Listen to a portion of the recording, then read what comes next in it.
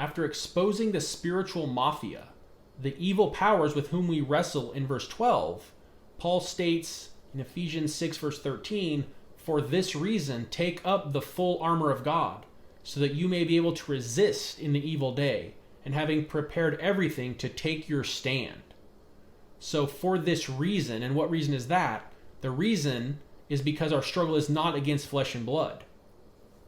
It's this spiritual and cosmic nature of our enemy and warfare that makes God's spiritual armor absolutely necessary. Because our enemy is a spiritual foe, we need spiritual armor. The battle is a constant one, and our hope is in the Lord's strength and the armor he provides. The powers of darkness have been defeated by Christ, but they are still active, and we can't afford to be complacent. As Andrew Lincoln says, quote, "A call both to be ready for battle and to stand firm in the battle that's already in progress." That's what Paul is talking about here. And therefore, on account of this, because of this battle, because our foe is not flesh and blood, we're to take up God's armor, as we've discussed before. As Harold Hoehner points out, quote, "The entire armor is absolutely necessary in the spiritual warfare against the devil and his angels. The exhortation is directed to both the individual and the corporate body, the church. The body of believers is in this warfare together. As the Roman soldier did not fight alone, so must believers as a body, united under their commander-in-chief, stand against spiritual wickedness in heavenly places." End quote. And that's important. Again, that's important, and we're gonna talk about that as we go as well. But that's an important point. While again our culture tends to emphasize individuality, and so as we read the scriptures through our cultural lens, the way we were raised, we tend to see these things as fully individualistic. But as Hoehner and other scholars point out, this exhortation is also directed at the corporate body, because it's the body of Christ that's in this warfare together. We're not alone. And as Lincoln points out, battle imagery had been used extensively in the Qumran literature to depict the community's role in the world. So this idea is also in the Dead Sea Scrolls, that the community is in the battle together. We are working together for one common purpose, and we face the enemy as a group, not as one individual necessarily. So I think, as Hoehner said, it applies in both respects, because we are individually in a battle, but we're not alone in the battle. So I think that's important for us to keep in mind as well. And when I read the verses we started out here, I was reading out of the CSB, the Christian Standard Bible, because their translation resist, I believe, is better than the withstand or stand that other translations have. Because I believe that the idea here that Paul's communicating when he says that so that we may be able to resist in the evil day, I believe that what Paul has in mind here is active opposition through verbal confrontation. We see this in Acts 13:8, where the sorcerer opposed Paul and Barnabas, and this confrontation was verbal. Also in Galatians 2:11, where Paul opposed Peter, it was a verbal confrontation. And in 2 Timothy 3:8, where Jannes and Jambres opposed Moses, that was also a verbal confrontation.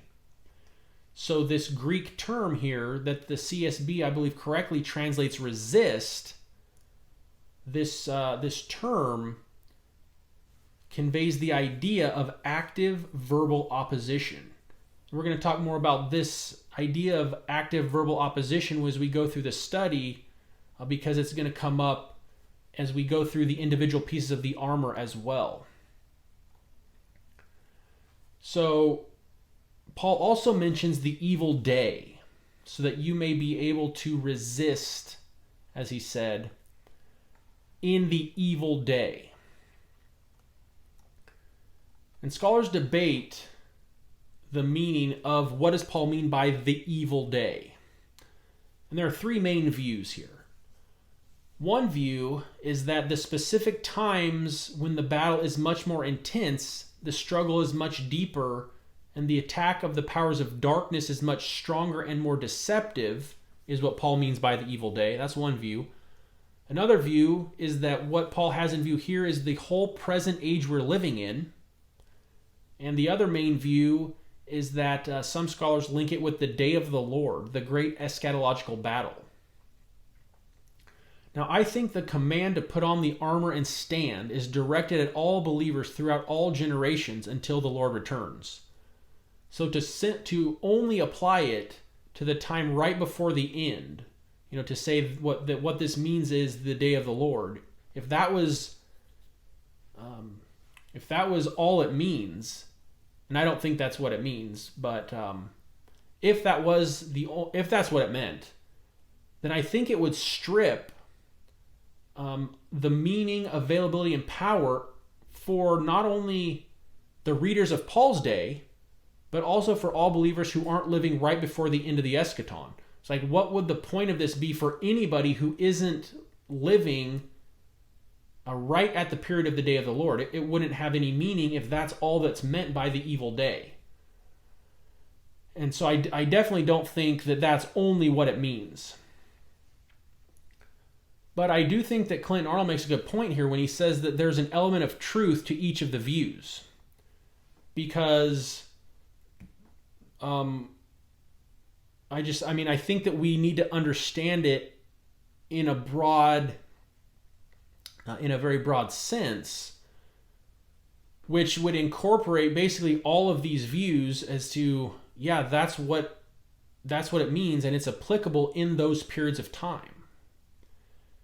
And so I agree with Thomas Yoder Neufeld when he says, quote, "The evil day can thus also be a reference to the day of battle without having its meaning exhausted by apocalyptic notions."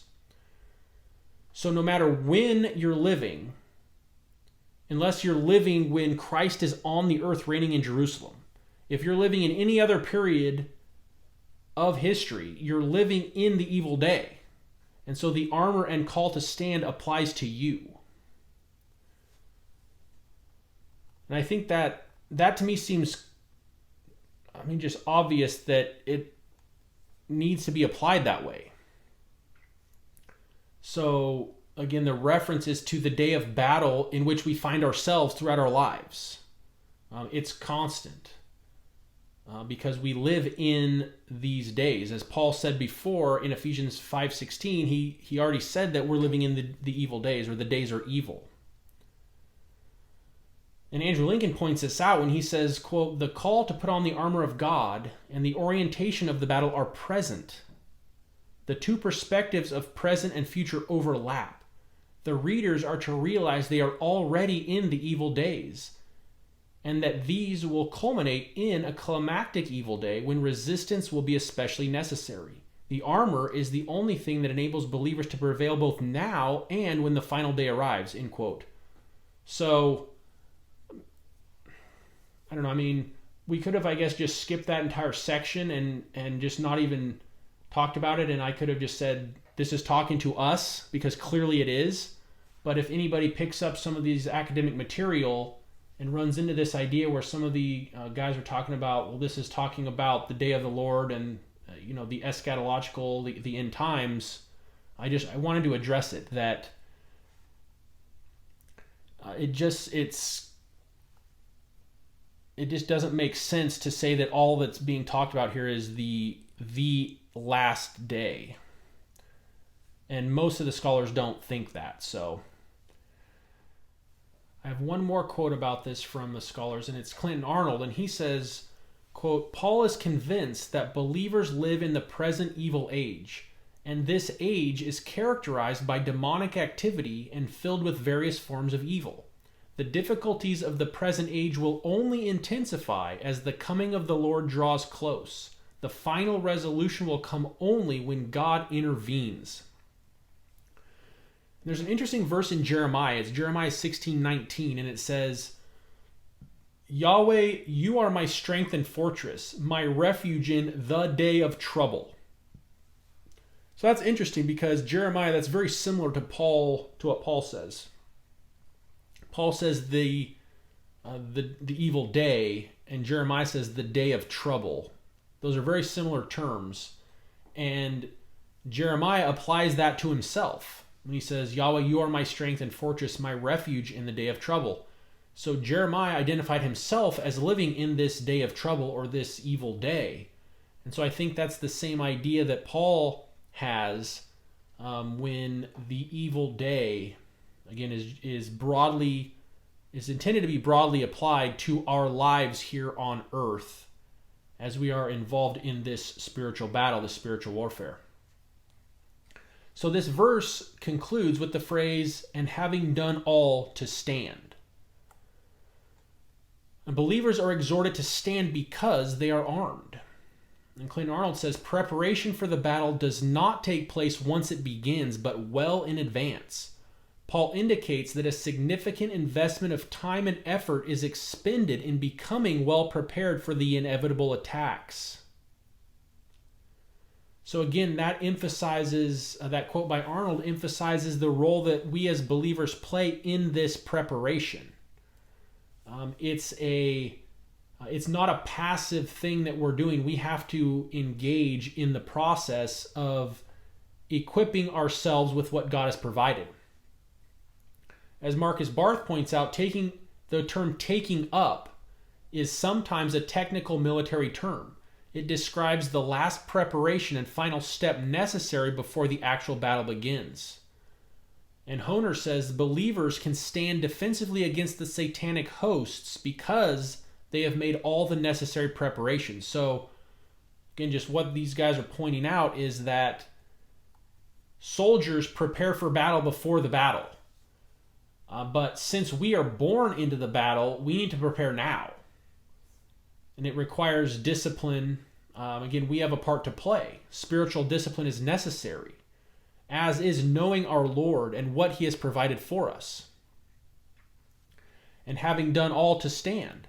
And that's the goal of the preparation. The goal of the preparation is to stand, to keep from falling into sin, and to advance on enemy territory to bring the good news of deliverance to those who are oppressed. And so that, again, that's the offensive component. That once we're prepared, we can advance. In his summary on this verse, Harold Honer says, quote, in conclusion, Paul exhorts believers to put on the full armor of God in order that they might be able to resist in the evil day and to stand defensively against satanic hosts. This is not about victory or defeat. It is about holding fast to territory already won by Christ. The believer needs to realize that the devil and his angels are universal and strong, but not omnipotent. Accordingly, the strength of the Lord gained by utilizing the full armor of God is stronger than all the power of the wicked, end quote. Now, I'm not sure exactly what he means when he says the devil and his angels are universal. I think that what he means by that is that the army of the powers of darkness is very large and it encompasses the globe, basically. That there aren't any places on the earth that you could go to be free from the influence of this spiritual warfare. I think that's what he means by that, but I'm not a super big fan of the wording there, that the devil and his angels are universal. But I do think he clarifies it when he says, but they are not omnipotent. So clearly they have a lot of power and they can do a lot of mischief, but they're not equivalent to God. They don't know everything. They don't have all power, and they're not everywhere all at the same time. So one evil being can only be in one place at one time. So I think that's what Honer is communicating there. But I overall liked his quote. I liked his conclusion, but I just want to make a comment on that phrase that I'm not a great fan of how he worded that one section, but I think that's what he means. And a scholar named Schaeffer, he has an interesting statement here. He says, quote, It is interesting to observe that as pilgrims we walk, as witnesses we go, as contenders we run, and as fighters we stand. End quote. And I'll end this section with a quote from John Ramirez. He says, "When we do not use the weapons of our warfare, then we settle for the mediocre Christian life. Instead, let us rise up as the church and cause God's enemies to be scattered." Thank you for listening. I'll be posting the next section of this study in the next video. So if you like the content, be sure to like, share, and subscribe, and hit the notification bell so you won't miss any of this series or any of the upcoming videos. And here, if you look to the screen right now, is the list of sources that I've used in preparing this entire study. I hope you enjoy and are blessed by it. God bless.